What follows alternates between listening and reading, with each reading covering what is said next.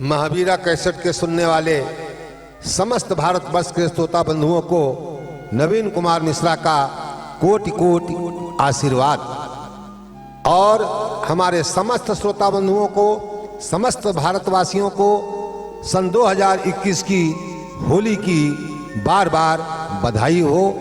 और हमारी यही कामना है आप अपने जीवन में आगे बढ़ते रहें, आपका परिवार हमेशा खुशियों से भरा रहे, यही नवीन कुमार मिश्रा की कामना है।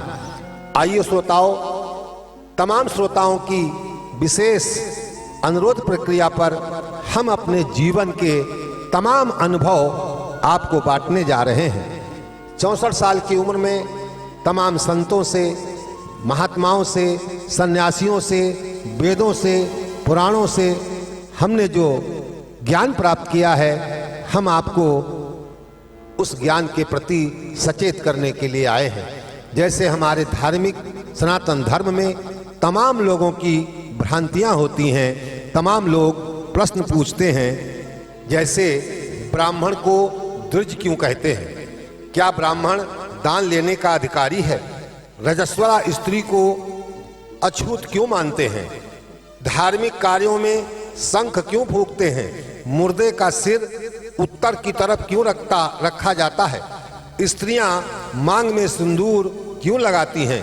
पीपल की पूजा क्यों की जाती है?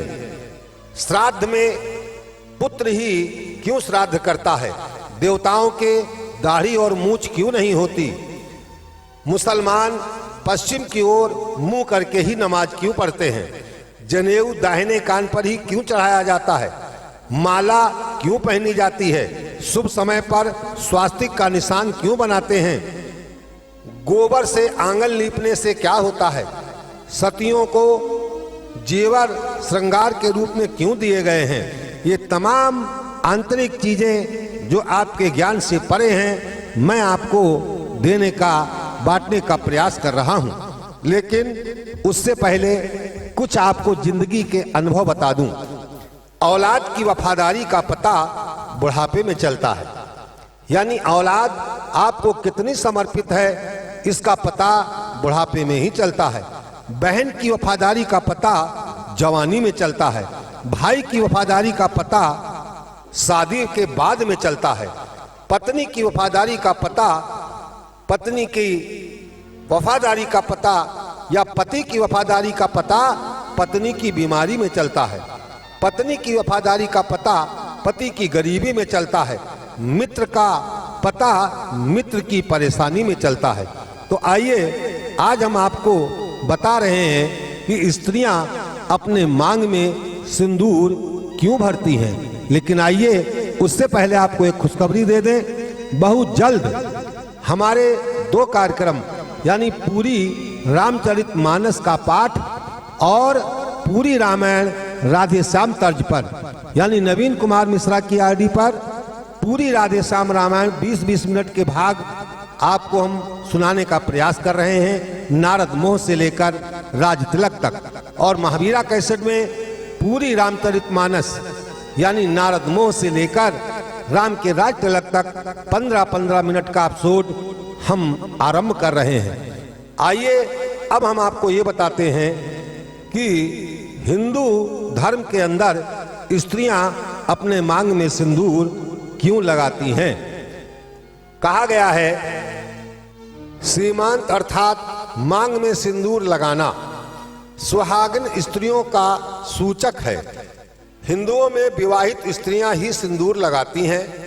कुंवारी कन्याओं एवं विधवा स्त्रियों के लिए सिंदूर लगाना वर्जित माना गया है। इसके अलावा सिंदूर लगाने से स्त्रियों के सौंदर्य में भी निखार आता है, अर्थात उनकी सुंदरता बढ़ जाती है।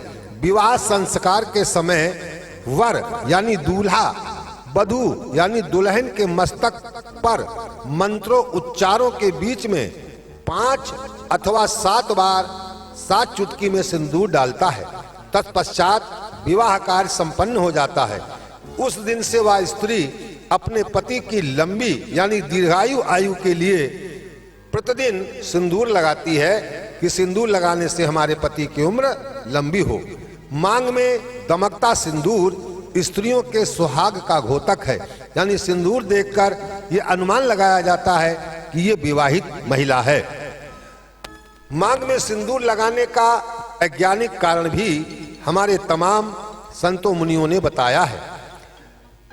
ब्रह्मरंध्र और अग्नि नामक मर्म स्थल के ठीक ऊपर स्त्रियां सिंदूर लगाती हैं, जिसे सामान्य भाषा में सीमांत अथवा मांग कहते हैं। मांग को सीमांत भी कहा जाता है। पुरुषों की अपेक्षा स्त्रियों का यह भाग अपेक्षाकृत कोमल होता है, क्योंकि सिंदूर में पारा जैसी वस्तु अत्यधिक मात्रा में पाई जाती है, जो स्त्रियों के शरीर को विद्युतीय ऊर्जा को नियंत्रित करता है और मर्म स्थल का बाहरी दुष्प्रभावों से बचाता भी है। अतः वैज्ञानिक दृष्टि से भी स्त्रियों को सिंदूर लगाना आवश्यक है। धन्यवाद। साधुवाद। जय जय सीताराम।